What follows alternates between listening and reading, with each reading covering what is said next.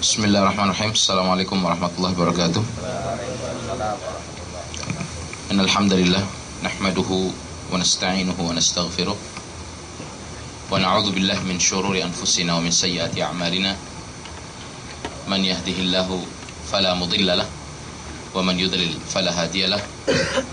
Asyhadu an la ilaha illallah wahdahu la syarika lahu wa asyhadu anna Muhammadan 'abduhu wa rasuluhu, amma ba'd. فإن أصدق الحديث كتاب الله وخير الهدي هدي محمد صلى الله عليه وسلم شر الأمور محدثاتها وكل محدثة بدعة وكل بدعة ضلالة وكل ضلالة في النار. Puja dan puji yang paling sempurna kita panjatkan kehadirat Allah Tabaraka wa Ta'ala,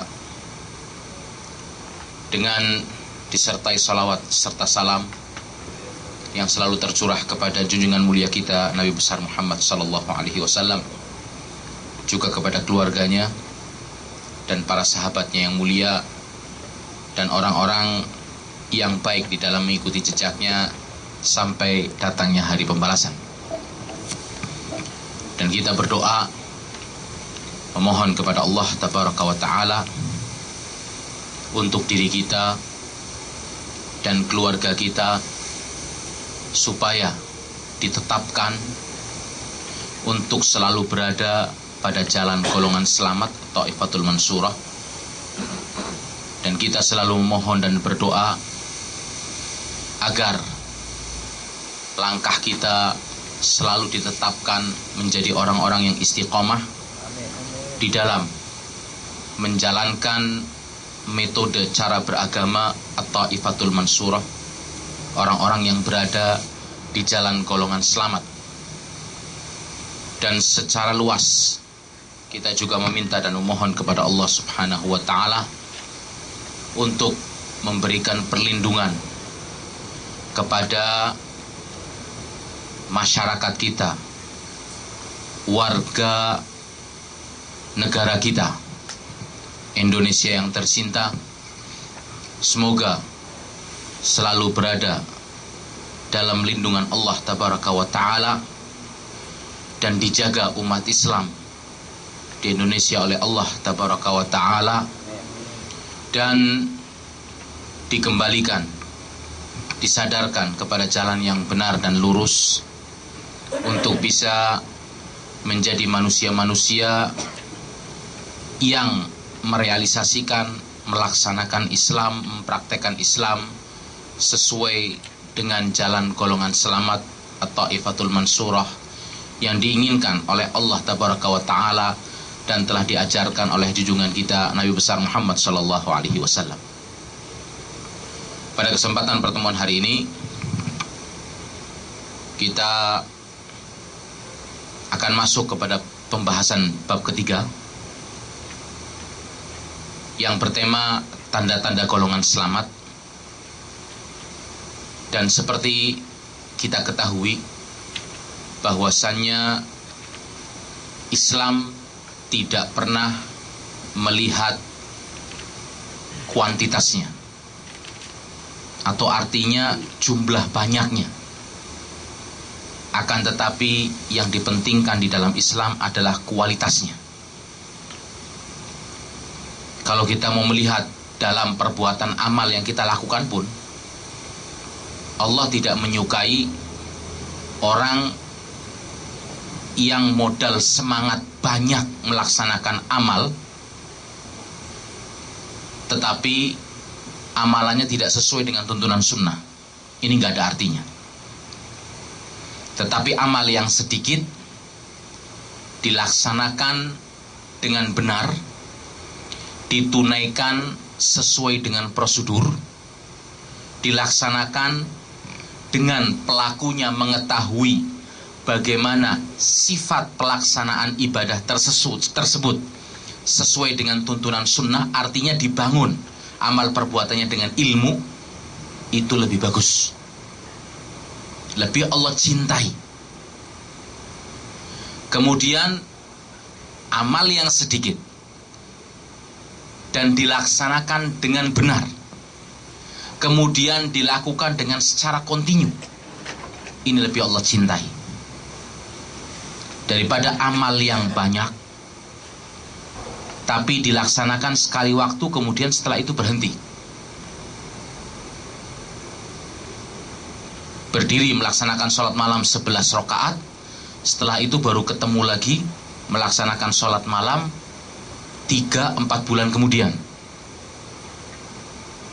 Dengan orang yang selalu rutin sebelum tidur mendirikan 1 rakaat witir, tapi terus berlanjut dan ibadahnya kontinu dan tidak berhenti. Ketika dia mampu ditambah lagi dengan bisa melaksanakan 2 rakaat tahajud, qiyamul lail, dan terus berlanjut. Ini lebih Allah cintai dan lebih Allah sukai. Hukum mayoritas bukanlah pegangan di dalam Islam. Akan tetapi benarnya seseorang di dalam mempraktekkan syariat Allah, di dalam melakukan dan menunaikan tuntunan Allah, itu yang dilakukan dan diperintahkan di dalam Islam. Oleh karena itu, golongan yang selamat dan orang-orang yang berpijak di jalan golongan selamat dan mereka yang istiqomah berdiri di perahu jalan golongan selamat, jumlahnya sangat sedikit.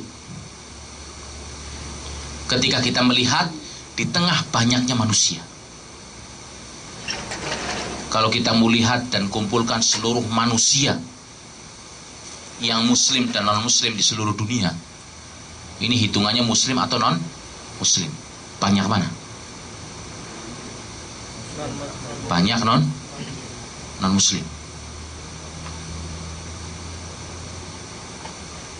Kemudian kita kumpulkan lagi udah muslim dan mengaku dirinya sebagai orang yang berada pada agama Islam.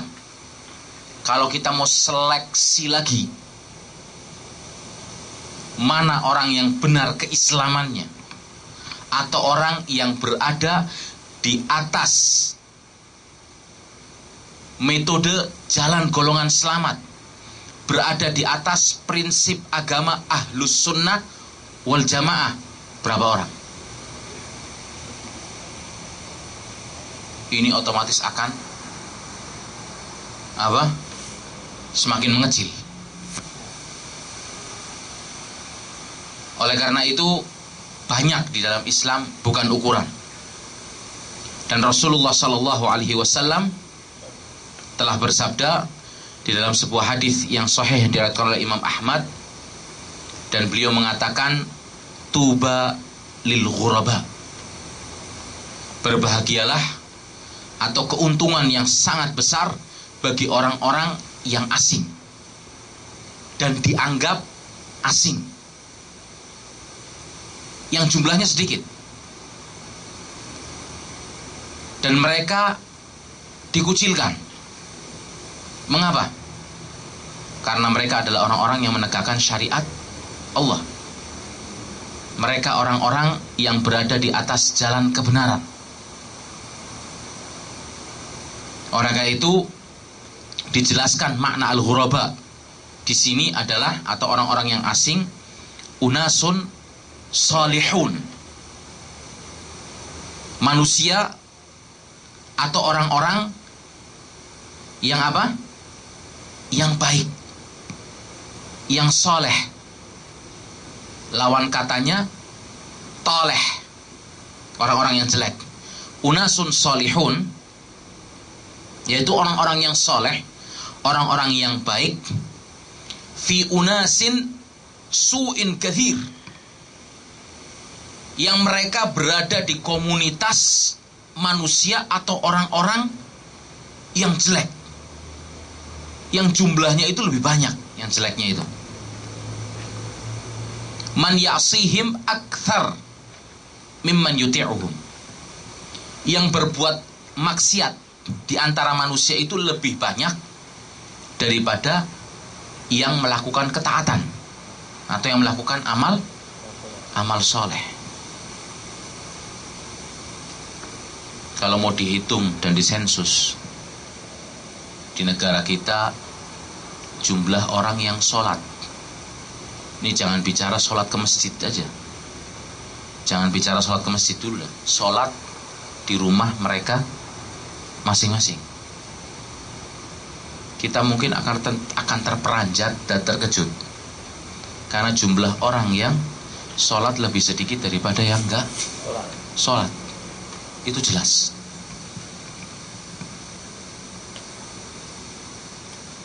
Yang bisa baca Al-Quran dengan benar, coba antum buat sensus ke jalan, atau teman-teman kita yang ada di sekitar kita ini acungin Al-Quran suruh baca, mayoritas pada minder. Kalau dikumpulin baca Yasin bareng-bareng semangat mereka, karena nggak ketahuan mana yang bisa baca sama yang nggak bisa baca. Yang penting rame-rame, tuh 2, 3 kedengarannya Yasin wal Qur'anil Azim innaka laminal mursalin. Habis itu ke belakangnya bubar. Yang penting keluar suaranya. Tapi kalau acara yasinannya modelnya dibuat apa? Yang ngaji satu-satu, nggak ada yang datang, kecuali orang-orang yang bisa baca tok. Atau mentok udah lapar, rainya gede, datang. Makanya coba praktekkan acara yasinannya apa? Suruh bacanya satu-satu. Iya kan? Per orang dapat jatah 20 ayat suruh baca. Insya Allah gak ada yang datang. Belum puasanya, belum zakatnya, hajian, berangkat haji modal semangat, sampai sini pelongo-pelongo. Yang penting ikut apa? Karom, ketua rombongan. Kalau mau suruh naik Jabal Uhud ya naik, dinaikin. Suruh gelundung. Kenapa? Karena agamanya tidak dibangun dengan ilmu. Bukan semuanya harus jadi ustadz, enggak. Tapi ada perkara-perkara penting, prinsip yang tidak boleh tidak diketahui oleh setiap muslim.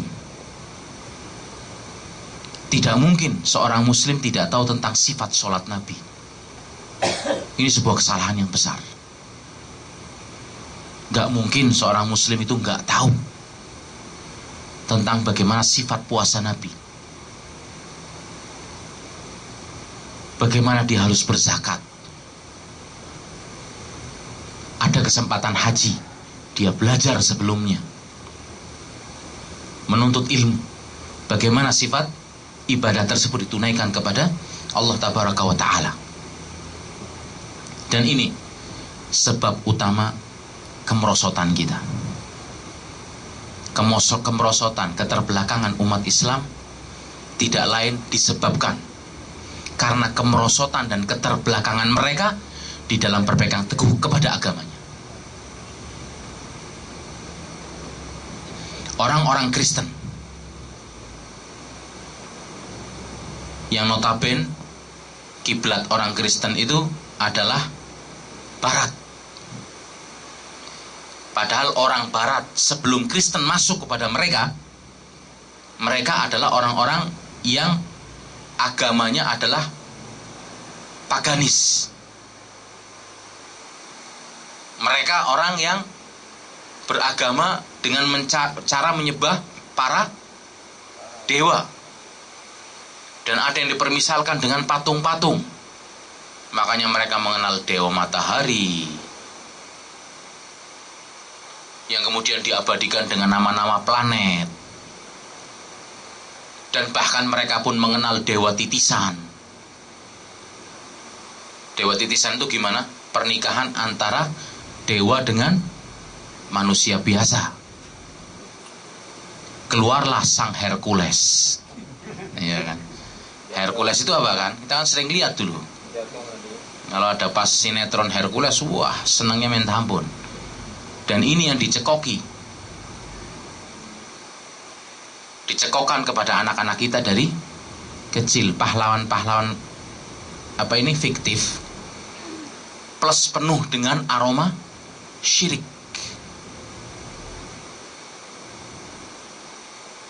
Siapa yang gak selesai nonton film atau sinetron Mahabharat? Masih inget gak? Zaman tahun 89. Karena kita pun ikut duduk ngelihat ketika itu sebagai anak-anak. Siapa yang gak selesai, ya kan, mendengarkan sinetron radio walaupun cuma didengarkan, dengar ciat-ciatnya Brahma Kumbara.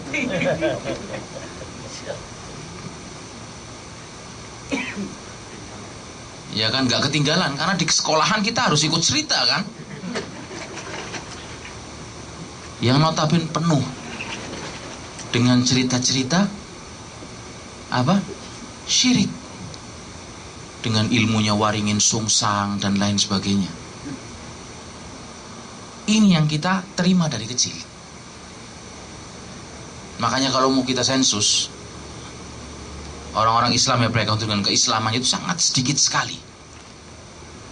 Nah, kembali kepada tadi, orang-orang Barat berpegang teguh dengan apa ini? Sebuah agama yang kemudian mereka berusaha berontak dengan agama tersebut, dan sekarang hanya dijadikan sebagai simbol saja. Mereka berontak, mereka keluar, ya kan, membebaskan diri dari agama yang memang sudah tidak benar, agama yang sudah tidak murni lagi, agama yang mengekang mereka. Sedangkan Islam tidak pernah mengekang pemeluknya, dalam artian mengekang untuk bisa berkreasi, untuk bisa apa ini, maju. Apakah kita pernah melihat Islam bertentangan dengan teknologi? Sama sekali tidak. Dan bahkan kita bisa melihat bagaimana masa kejayaan Islam ketika itu, yang teknologi Barat sampai sekarang bisa seperti itu karena ditopang oleh kejayaan Islam, ilmuwan Islam. Sampai ada seorang apa ini, ahli pakar dari Barat sendiri, yang filmnya ada di YouTube, yang mereka berceramah. Wallahi, kalau kejayaan Islam, dia tidak ngomong wallah, kejayaan Islam masih berada sampai sekarang, umat Islam bisa menandingi kita 10 kali lipat dengan apa yang mereka miliki. Cuma sayang umat Islam tidur, dan merekalah yang mengembangkan keilmuan kita. Seperti itu. Jadi orang yang berpegang teguh dengan jalan golongan selamat itu sedikit. Dan Al-Quranul Karim memuji mereka dengan firman-Nya, wa qalilun min ibadiyah asyakur, dan sedikit di antara mereka yang menjadi orang-orang yang bersyukur. Tapi yang sedikit itu yang Allah puji dan Allah cintai, karena mereka adalah orang-orang yang bersyukur. Secara zahir ayat ini kan berbicara apa? Sebagai itab, dalam bahasa Arab itu apa? Sebagai cercaan bagi kebanyakan orang yang tidak bersyukur. Tapi mafhumul mukhalafah, pemahaman terbaliknya, berarti orang yang sedikit yang bersyukur itulah yang mendapatkan kemuliaan dari Allah tabaraka wa ta'ala. Kemudian yang kedua, golongan yang selamat banyak dimusuhi oleh manusia ketika mereka menegakkan kebenaran. Banyak dimusuhi, banyak difitnah, banyak dilecehkan dengan gelar-gelar dan sebutan-sebutan yang buruk, yang tujuannya adalah untuk menjadikan manusia a priori. Nah ini pakai bahasa keren, a priori. Tahu nggak a priori? Mungkin nenek-nenek paham, Ustaz. Biar belum dekat sudah jijik dulu.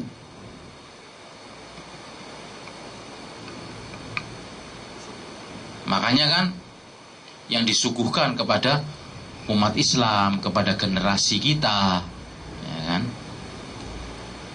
Ketika seorang memakai pakaian yang pakaiannya menampilkan keislaman, dianggap agak kuper.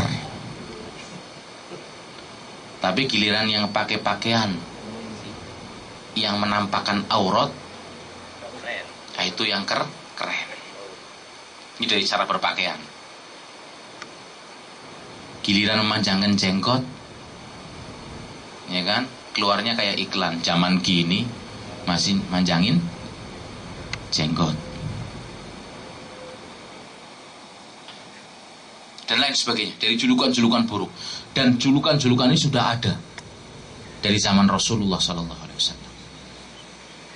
Dan Nabi kita tidak lepas dari ejekan, cercaan, hinaan, ya kan, olokan, sampai mereka berkumpul dan rapat hanya untuk memberikan apa, julukan yang pantas untuk Nabi Muhammad SAW. Ini apa? Biar manusia itu takut dulu sebelum mendekat. Tapi mereka sendiri rapat dan tidak bisa menentukan keputusan. Bingung, mau dikasih nama apa ini Muhammad SAW? Mau dikasih nama orang gila? Gak mungkin. Karena kita tahu bagaimana orang gila. Orang ngomongnya waras kok.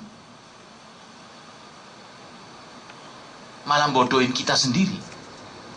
Mau dinamain dukun. Bahasa yang dikeluarkan bukan seperti bahasa dukun. Dukun itu kan selalu kalau mengeluarkan perkataan, ya kan, mereka pikir mereka mengeluarkan perkataan yang kira-kira ngambang, Pak. Jadi kalau salah yang ini, mereka bisa lari ke, loh saya kan sudah bilang kayak gini, itu dukun. Makanya cari perkataan yang ngambang. Telur sama ayam duluan mana? Ya kan? Bisa juga duluan ayam. Mau dikasih julukan apa ini Muhammad?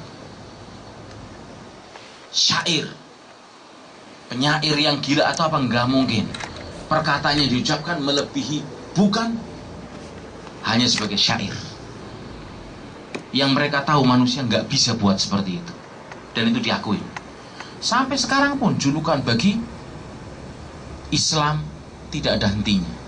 Orang yang berpegang teguh dengan Islam, ya kan, dari mulai dijuluki apa, fundamentalis. Tapi kalau kita pikir, oh ya silahkan kamu beri julukan fundamentalis, tapi benar juga. Mereka tujuannya ingin menjauhkan orang dari kebenaran, tapi ternyata makna itu mengandung kebenaran. Oh ini orang fundamentalis ini.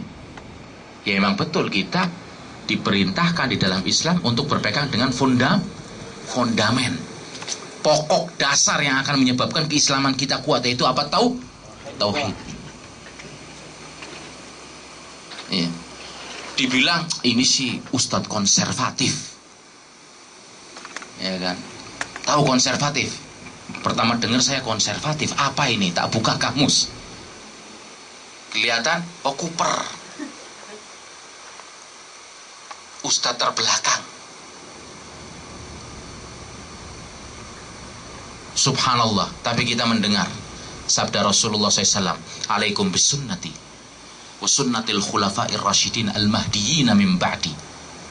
Berpegang teguhlah dengan sunnahku dan sunnah para khulafa ar-rasyidin yang mendapatkan petunjuk setelahku. Dan kita mendengarkan, ya kan, sabda Rasulullah SAW, khairun nasi qarni thummal ladzina yalunahum, thummal ladzina yalunahum. Justru kita, ya kan, istilah singkatnya disuruh berpegang teguh dengan manusia-manusia yang kamu katakan kuper keislamannya. Tapi kita artikan di sini adalah salafus soleh, yang mereka mendapatkan klaim sebagai manusia terbaik. Karena apa? Ta'muruna bil ma'ruf wa tanhauna 'anil munkar. Tapi situ yang aku ustadz modern yang bisa mengikuti zaman dan keadaan zaman, sehingga apa yang perlu dihalalkan dihalalkan, dan siap untuk menjual agama Allah tabaraka wa ta'ala dengan keindahan dunia yang tiada harganya. Dan nasib mereka seperti nasib para nabi yang dijelaskan dalam firman Allah tabaraka wa ta'ala, wa kadzalika ja'alna likulli nabiyyin aduwan syayatinal insi wal jin yuhi ba'dhuhum ila ba'd zukhrufal qawli ghurura. Dan demikianlah kami jadikan bagi tiap-tiap nabi itu musuh, yaitu syaitan-syaitan, baik dari jenis golongan manusia maupun dari jenis jin. Sebagian mereka membisikkan kepada sebagian yang lain perkataan-perkataan yang indah-indah untuk menipu manusia, tapi tujuannya untuk menjauhkan manusia dari kebenaran. Rasulullah SAW misalnya ketika mengajak kepada tauhid oleh kaumnya, dijuluki sebagai tukang sihir, sombong, padahal sebelumnya mereka mengenal Muhammad SAW dengan julukan As-Sadiqul Amin. Dan bahkan sampai Rasulullah mengumandangkan dakwah Islamnya pun, dan ketika mulai dimusuhi, mereka masih dengan permusuhan mereka, kalau mau pergi titip barangnya kepada Rasulullah. Perkataan mereka didustakan dengan perbuatan mereka sendiri. Kemudian yang ketiga, Syekh Abdul Aziz bin Bas rahimahullah ketika ditanya tentang jalan golongan selamat, beliau menjawab, mereka adalah orang-orang salaf. Salaf di sini bukan golongan, Pak. Salaf adalah metode. Salaf adalah manhaj tentang bagaimana kita mempraktekkan Islam, bagaimana kita menjalankan syariat Allah yang wasiatnya telah ditetapkan oleh Rasulullah SAW, bahkan telah dijelaskan di dalam Al-Quran. Dengan Allah berfirman, kuntum khaira ummah, kalian sebaik-baik umat. Yang jelas ayat ini tertuju secara khusus kepada siapa? Generasi terbaik, para sahabat Nabi SAW, yang telah dengan begitu kuat, tegar membawa misi agama Allah dan Rasulnya, menyebarkannya, mendakwahkannya.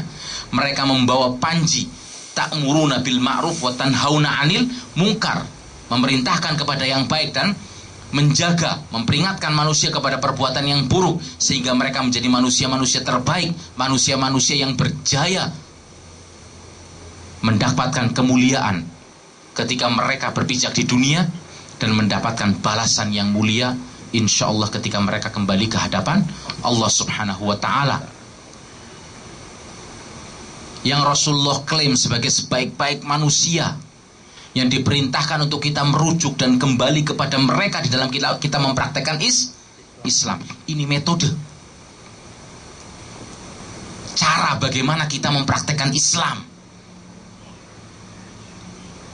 yang jelas disebutkan di dalam hadis Nabi SAW yang kita sudah pernah sama-sama membaca dan kita tahu, yang memerintahkan, ya kan? Hadis tersebut berbunyi, kulluhum finnar illa wahidah, illa millatan wahidah, semuanya ada di neraka kecuali satu kelompok apa yang dijelaskan oleh Rasulullah SAW tentang satu kelompok itu dan bagaimana ciri-cirinya. Ma'ana alaihi wa ashabi, yaitu orang-orang yang berada di dalam apa yang aku praktekkan tentang agama Allah ini dan dipraktekkan oleh para sahabatku. Orang-orang yang istiqomah berada pada aturan tata cara melaksanakan Islam, mempraktekkan Islam seperti yang aku lakukan ini, kata Rasulullah, dan seperti apa yang dilakukan oleh para sahabatku. Jelas, ma'ana alaihi, yang aku berada di atas agama tersebut.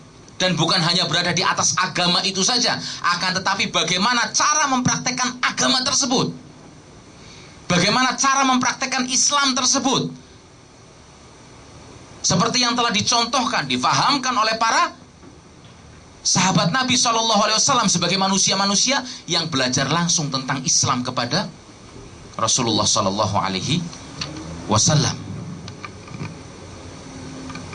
Inilah makna salaf, karena salaf adalah orang yang terdahulu. Anda mau katakan konservatif? Ya, justru itu yang lebih selamat untuk melaksanakan Islam yang konservatif, karena kami tidak rela menjual agama kami dengan keindahan dunia yang sifatnya sementara dan menyebabkan kehancuran bagi kehidupan akhirat kami. Dan beliau menjawab, mereka adalah orang-orang salaf, dan setiap orang yang mengikuti jalan para salafus soleh, Rasulullah, para sahabat, dan setiap orang yang mengikuti jalan petunjuk mereka. Dan hal-hal seperti tadi telah dijelaskan di atas, sebagian dari manhaj dan tanda dari jalan golongan selamat. Dan insya Allah pada pasal-pasal yang akan dibahas dalam kitab ini, pada bab-bab pembahasan berikutnya akan dijelaskan tentang permasalahan akidah, metode, cara beragama, jalan golongan selamat, yaitu golongan yang selalu mendapatkan pertolongan dari Allah Tabaraka wa Ta'ala. Dan kita berdoa kepada Allah, semoga kita semua menjadi manusia-manusia yang bisa selalu ditegakkan, ya kan, diberi kekuatan, diberikan taufik untuk berada pada metode dan cara beragama jalan golongan selamat ini. Insyaallah bab keempat pada pertemuan berikutnya kita tutup dengan doa kafaratul majlis. Subhanakallahumma wa bihamdika asyhadu an la ilaha illa anta astaghfiruka wa atubu ilaik.